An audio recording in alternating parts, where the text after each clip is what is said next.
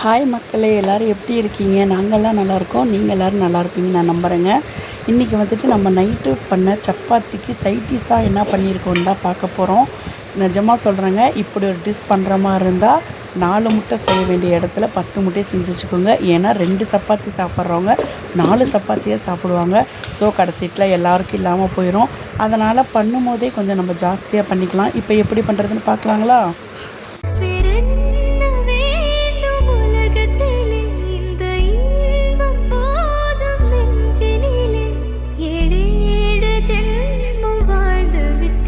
நம்ம இன்றைக்கி சப்பாத்திக்கு எக் புர்ஜி தாங்க செய்ய போகிறோம். எப்படி செய்கிறதுன்னு பார்க்கலாம். அதுக்கு முன்னாடி முதல்ல நம்ம சப்பாத்திக்கு மாவு பிணைஞ்சு வச்சுட்டு வந்துடலாம்.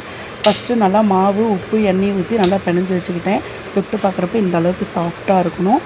இப்போ எப்படி எக் புர்ஜிக்கு என்னென்ன தேவைன்னு பார்க்கலாம்.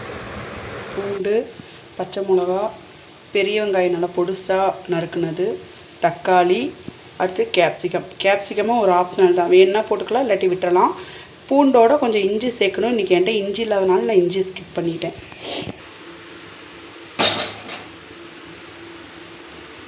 ஃபஸ்ட்டு எண்ணெய் ஊற்றிக்கலாம். எண்ணெய் காஞ்சோடனே பூண்டு போட்டுக்கலாம்.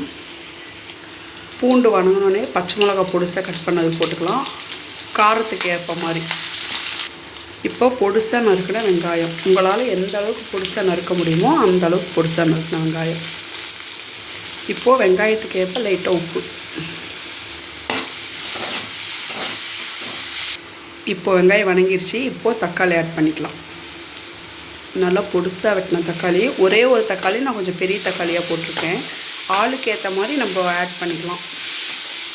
இப்போது இதோடையே கேப்சிகம் கொஞ்சம் ஆட் பண்ணிக்கிறேன். தக்காளி இன்னும் நல்லா வணங்கலை, அதோடய நம்ம கேப்சிகம் போட்டால் ரெண்டுமே நல்லா வணங்கிடும். இது நல்லா வணங்கட்டும்.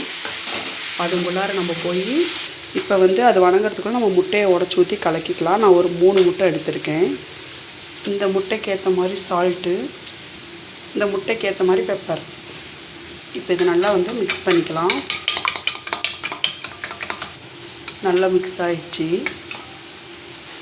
இப்போ இந்த காய், தக்காளி இதெல்லாமே கொஞ்சம் வெந்துச்சு. இதுக்கு போட வேண்டிய மசாலா போட்டுக்கலாம்.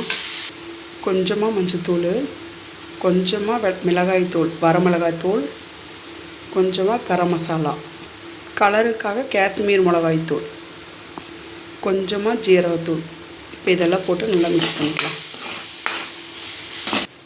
இந்த ஸ்டேஜில் நம்ம கலக்கி வச்சுருக்கிற முட்டையை ஊற்றிக்கலாம்.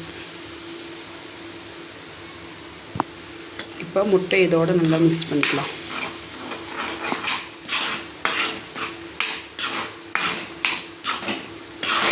வாசனை நல்லா சூப்பராக இருக்குது. இந்த அளவுக்கு ஆனதுக்கப்புறம் நம்ம அடுப்பு ஆஃப் பண்ணிடலாம். பாருங்கள் எப்படியே உதிரியாக இருக்குது. இதோட சப்பாத்தி வச்சு சாப்பிட்றப்ப சூப்பராக இருக்கும். ஃபைனலாக கொத்தமல்லி தூவி இறக்கிக்கலாம். அதுக்கப்புறம் சப்பாத்தி போடுறதுக்காக நம்ம தோசைட்டி அடுப்பில் எடுத்து வச்சிடலாம். இப்போது சாஃப்டான சப்பாத்திக்கு லைட்டாக எண்ணெய் விட்டு திருப்பி போட்டுக்கலாம். நல்லா ஸ்லோ ஃப்ளேம்லேயே வேக வச்சு எடுத்தோம்னா இந்த மாதிரி மெரூன் கலரில் வரும். இந்த மாதிரி எல்லா சப்பாத்தி சுட்டு எடுத்துக்கலாம். நெக்ஸ்ட் விளாக்கில் பார்க்கலாம். பாய்.